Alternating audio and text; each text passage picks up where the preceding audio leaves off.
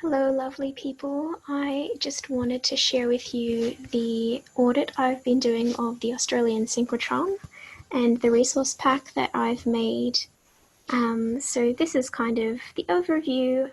The Australian Synchrotron is a state-of-the-art particle accelerator. It accelerates beams of electrons, and it has beamlines which scientists of kind of all different areas of research use, and it has fantastic research associated with it in a diversity of fields. Very exciting research as well.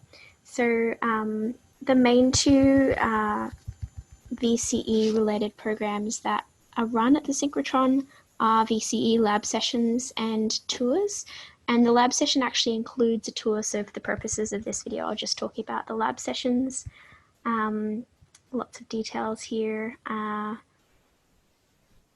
I've included a lot of links in this document, so if you want to, or if you find that useful, I hope you find that useful.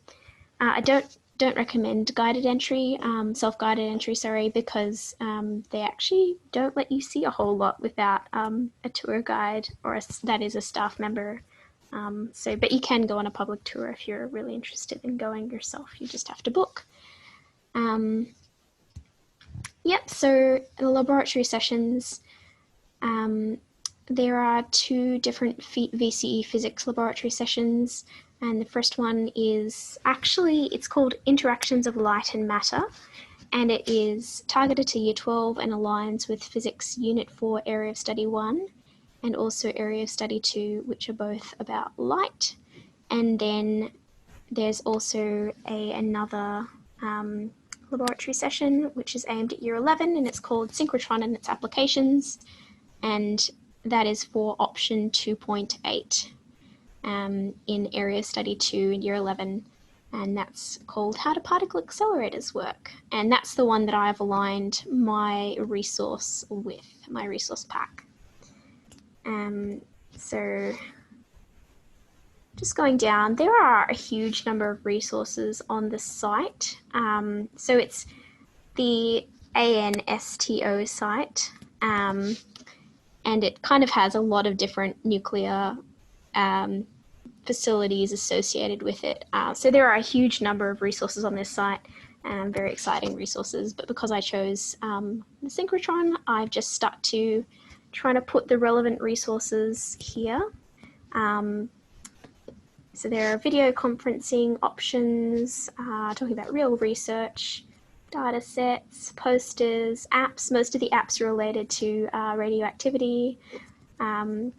There's a couple of profiles of different scientists, which is pretty inspiring. And there are detailed technological infographics and web pages.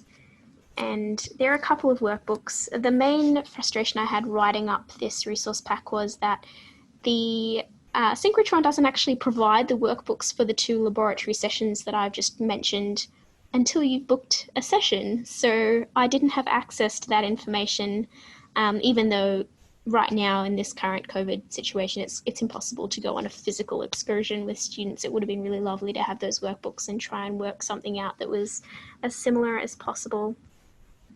So just moving on to the resource package. And here is a lovely detailed infographic of the synchrotron.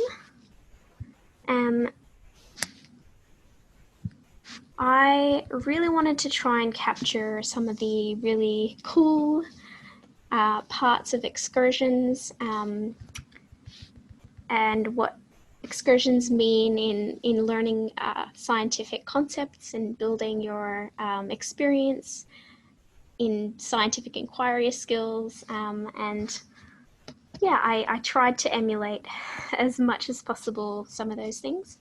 So here are some of the key features of this resource pack. So collaborative glossary and micro research tasks. I've been on quite a few online classes where there was very little interaction between students who would usually interact a lot. And I really wanted to try and find a platform that helps students interact a bit more. So I've used Padlet quite a few times. I've used Google Docs quite a few times, and I've provided a few different options, and hopefully something will work for you and for your class. So there's also information seeking and formulating questions. I've kind of put a bit of the explain into the resource package, even though it's kind of supposed to be more explore. But I kind of thought that makes sense given the circumstances. And there's video conference interview with a research scientist on Zoom, which is the really, really cool option that the Synchrotron is open to right now, is offering right now to VC physics classes. And students get to research that topic they're interested in and the scientist and their work, and then actually come up with those questions and interview that scientist. And I've also included a link to a very comprehensive, it's 1 hour video tour of the Synchrotron. I've also provided some links to some helpful videos that kind of help you with some of these softwares that you might not be so used to. I know they were helpful for me. And the main kind of physical resource that I've used to construct this is the Australian Synchrotron Discoveries with Light workbook, and it is absolutely fantastic. I'll just stop share and share for a second. So the wonderful thing about this workbook, if I just scroll up to the top, is that it is based on the 5E instructional model, and it kind of has these beautiful different sections and some really, really cool ways of doing things. So it starts straight off with some background information and a timeline. But then it kind of goes to some cool, this is an infographic I thought would be really cool to share in like a starting lesson to try and get students to guess true or false. The Australian Synchrotron can help us make chocolate healthier. I thought that would be cool. And it's got some demonstrations. So there are 10 demonstrations that are kind of related to key scientific concepts that ideally the teacher would perform in the classroom or set up stations the students could interact with, but I've instead included YouTube video links to the ones that I thought were the most interesting, and students can access this document with the relevant worksheets. Yeah, and also most of the homework comes from this document because it was really fabulous. Lots of great questions, lots of really cool explaining, so articles to kind of try and explain, and good open questioning. Yeah. So here is an example. So there's a lot of glossary activities as well, because this is new technology the students haven't encountered before, and glossary is a really important part of that. And understanding those key terms will obviously help you understand key concepts better. So yeah, I really like the idea of being able to do something that's remotely like actually going on an excursion. I'm just running through it a bit right now, and I provided examples of the technology as you go. I think that students would really enjoy being able to do something a bit more collaborative and less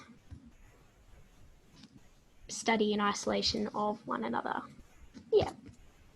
So I hope this was informative and somewhat useful to you, and I'll see you later.